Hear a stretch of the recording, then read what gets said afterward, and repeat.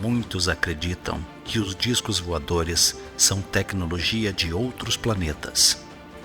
Neste vídeo, vamos entender que essas incríveis naves podem ter sua herança aqui na Terra.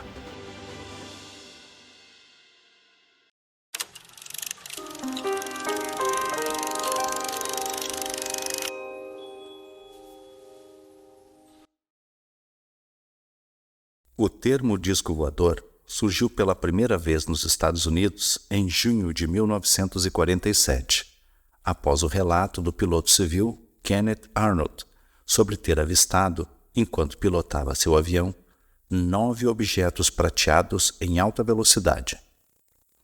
Arnold foi considerado o autor do primeiro relato amplamente divulgado de um avistamento de objeto voador não identificado.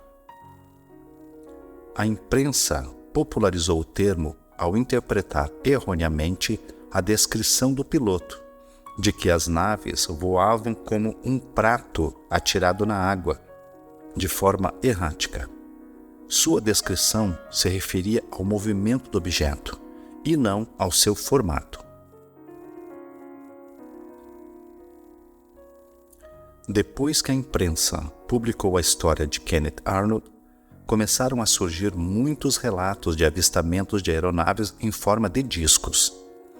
Muitas especulações surgiram nos jornais, entre elas a de que os objetos seriam asas voadoras ou mesmo panquecas voadoras, até que começaram a usar termos como prato voador e disco voador para descrever a qualquer objeto avistado que não se conseguia identificar. Alguns jornais afirmavam que seriam aeronaves experimentais em desenvolvimento pelos militares dos Estados Unidos, que nunca confirmaram essas afirmações. Segundo os registros históricos, a imprensa é quem começa com a divulgação da existência de discos voadores, que, segundo os jornalistas, eram desenvolvidos pelo Exército. E nessa época, nunca foi afirmado que esses objetos vieram do espaço.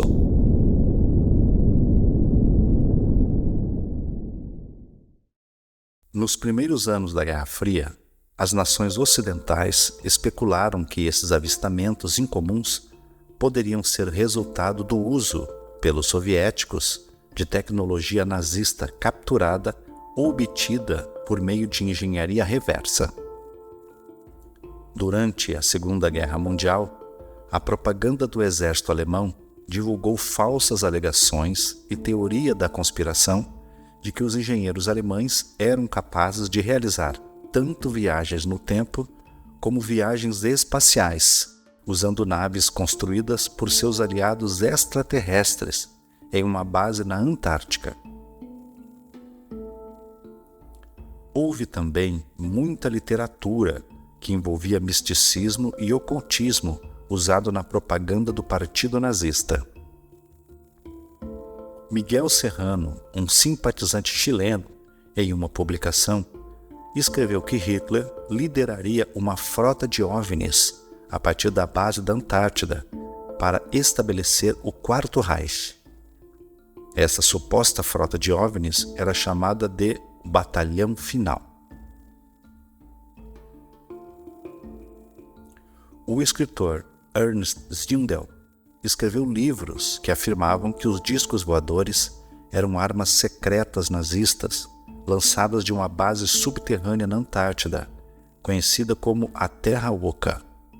Lá, os nazistas entrariam em contato com alienígenas que teriam tecnologias avançadas e, desta forma, esperavam conquistar a Terra e, possivelmente, os planetas.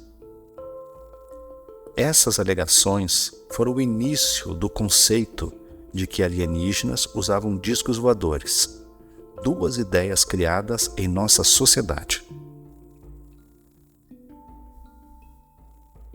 O mito dos discos voadores do Reich renasceu depois de 1950. Engenheiros alemães e italianos, oportunistas como Giuseppe Belluzzo e Richard Schmidt, começaram a afirmar na imprensa, por meio de artigos, que os discos avistados nos Estados Unidos por Kenneth Arnold eram, na verdade, projetos que eles próprios tinham desenhado para o exército alemão.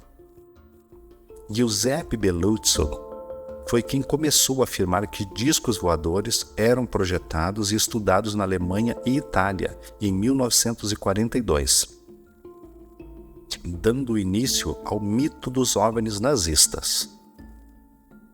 O motivo dessas afirmações infundadas era atrair a atenção de governos estrangeiros e obter financiamentos.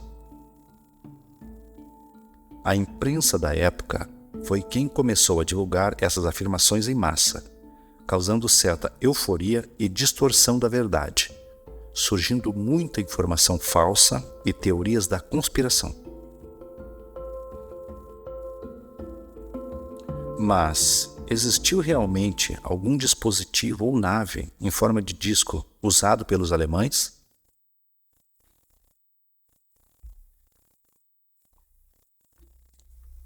Victor Schauberger foi um guarda florestal austríaco, naturalista, filósofo e inventor. Ele registrou, em 1939, uma patente no escritório de patentes do Reich para uma centrífuga multi-estágios com câmaras de implosão e geradora de vórtices, um meio de impulsionar máquinas através do ar ou da água, com fins totalmente pacíficos.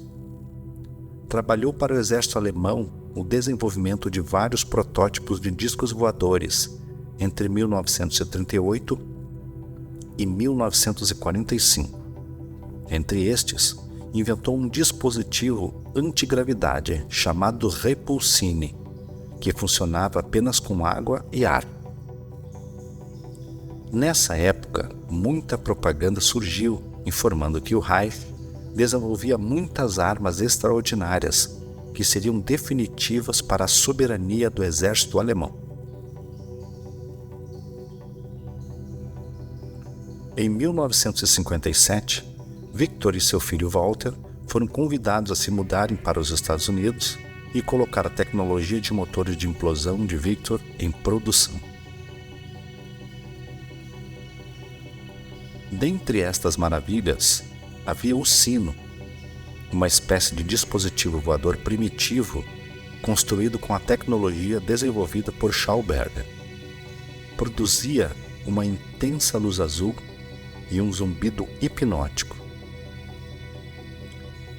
Afetava o sistema nervoso dos seres humanos, destruía tecidos de animais e células vegetais, devido às altas emissões de radiação e campos magnéticos produzidos por seus motores, que geravam forças eletromagnéticas e campos gravitacionais.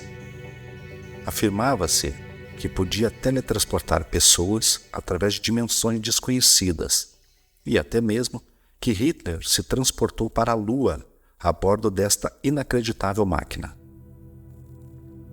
Embora não há evidências de que realmente tenha existido, muitos atribuem que novas tecnologias de estudos antigravidade foram baseadas no sino.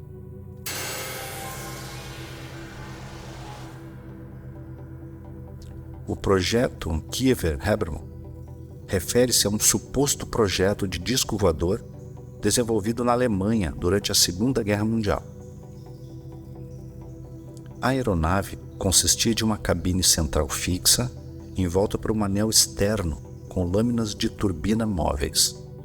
Historiadores especialistas em aviação militar consideram este projeto um mito ou lenda urbana da Segunda Guerra. Não há registros técnicos, relatórios de aliados ou protótipos capturados que comprovem que a aeronave tenha passado da fase de projeto ou desenho conceitual. Vários teóricos afirmam que engenheiros alemães, como Kiewer, Habermann e Mitt, desenharam naves circulares baseadas em rotores giratórios. A Alemanha nazista estava muito avançada no desenvolvimento de helicópteros e autogiros reais, como o Focke-Wulf FW-61 e o Fliegner F-1282. O engenheiro Johann Andreas Schubert chegou a desenhar esboços de plataformas circulares que utilizavam o princípio de rotação de um helicóptero para criar sustentação vertical. No entanto, nenhum desses desenhos passou da fase de esboços teóricos ou pequenos modelos de plástico antes do colapso do Terceiro Reich. Muitos outros supostos discos voadores são citados como tecnologia alemã, tais como o disco voador Haunebu, construído com a tecnologia de Nikola Tesla, ou o mítico disco voador RFZ-1. Essas afirmações fazem parte de lendas urbanas e teorias da conspiração, sem nenhuma prova real de que tenham existido. Mas então, existiu algum tipo de disco voador? O único veículo físico construído com formato circular foi o SAC AS-6. Não era uma nave de alta tecnologia, mas sim um projeto artesanal de madeira e lona, feita por um agricultor e inventor amador, chamado Arthur Sack. O avião usava um motor a pistão tradicional reaproveitado e uma asa completamente redonda. Durante os testes na base aérea de Brandis em 1944, o avião revelou-se um fracasso total, devido à aerodinâmica deficiente e à falta de potência. Nunca conseguiu levantar o voo de forma sustentada, dando apenas pequenos pulos na pista. O protótipo foi destruído no final da guerra. Horten HO-229, o disco que era uma asa voadora. Muitos avistamentos e lendas de naves triangulares ou circulares alemãs derivam do revolucionário Horten HO-229. Desenvolvido pelos irmãos Reimar e Walter Horten, este foi o primeiro bombardeiro do mundo em formato de asa voadora pura, sem cauda, propulsionado por motores a jato. O seu formato liso e futurista assemelhava-se ao que o público associaria mais tarde a um OVNI. O protótipo chegou a voar com sucesso em 1944, devido à sua forma e à mistura de carvão na cola de madeira usada na construção. O HO-229 possuía propriedades rudimentares de evasão de radar, ou seja, tecnologia stealth. Capturado pelos americanos, inspirou diretamente o design de bombardeiros modernos, como Northrop Grumman B-2.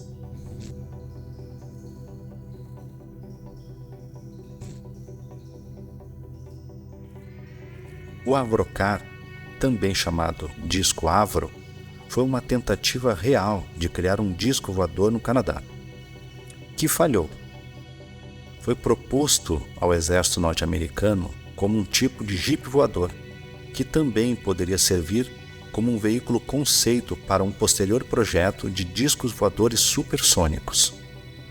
2 Avrocar foram construídos, um para testes de túnel de vento na NASA e outro para testes de voo. Os projetos eram subalimentados e só operavam rente ao solo e não conseguiam voar. Quando os protótipos da Avrocar não conseguiram superar a altura acima de 1 metro do chão, o exército norte-americano cancelou o projeto por se provar aerodinamicamente instável, encerrando permanentemente o interesse militar pelo formato de disco. E ainda, para dar mais credibilidade às alegações da existência de naves não identificadas, houve até então o desconhecido fenômeno dos Foo Fighters. Pilotos aliados que voavam sobre a Alemanha a partir de 1944 reportaram frequentemente pequenas esferas luminosas que perseguiam os aviões. Os serviços de inteligência aliados temiam tratar-se de uma arma secreta nazista como armas de interferência. No entanto, investigações científicas do pós-guerra concluíram que os Foo Fighters é um fenômeno eletrostático e óptico natural, mais conhecido como fogo de Santel, que nada mais é do que descargas elétricas na atmosfera que brilhavam nas asas dos aviões. agravados pelo cansaço extremo e alucinações dos pilotos em missões de combate noturnas, esses fenômenos pareciam muito mais brilhantes do que realmente eram, passando a ilusão de estarem sendo acompanhados por naves desconhecidas. Mas então, o que as pessoas estão vendo nos céus do mundo e alegando serem discos voadores atualmente? E embora grande parte da população do mundo quer desesperadamente acreditar em OVNIs, UFOs, objetos estranhos, não há nada confirmado ou registrado de forma clara e robusta. Os avistamentos de luzes e objetos no céu, que são confundidos com discos voadores ou OVNIs, são causados principalmente por satélites artificiais, lançamento de foguetes, lixo espacial reentrando na atmosfera, reflexos em sensores, drones, constelações de satélites, como os da Starlink, e até mesmo o reflexo de outras naves. E ainda há pessoas que criam esses fenômenos em softwares de edição, em troca de seguidores e likes. Há alguns meses, os Estados Unidos e outros governos estão tornando público alguns registros de avistamentos estranhos feitos por aeronaves. Mas o que se percebe nessas imagens são luzes, borrões, formas sem sentido. Nada tem definição e não se pode tirar conclusões nenhuma com esse material. Não há nada de concreto que indique a existência de discos voadores, nenhum material apreendido, nenhuma imagem com definição. Apesar de existir equipamentos e profissionais em todo o mundo capazes de registrar imagens nítidas. Essa vontade insistente de que realmente existem discos voadores com seres de outros planetas parece ser uma vontade de que as coisas mudem, uma vontade de justiça, de que uma força estranha apareça e mude o jogo, como uma forma de vingança às condições atuais em que as pessoas vivem ou são obrigados a viver. Um desejo de virada na injustiça, nas guerras, na falta de amor ao próximo e talvez a formulação de um novo início para mudar o sofrimento em que as pessoas e o planeta estão vivendo. Portanto, não há nada que confirme a existência de discos voadores. O que resta é a vontade de querer acreditar que não estamos sós e que nós mesmos não conseguimos mudar a situação atual do mundo e precisamos ser salvos ou aniquilados por uma força maior.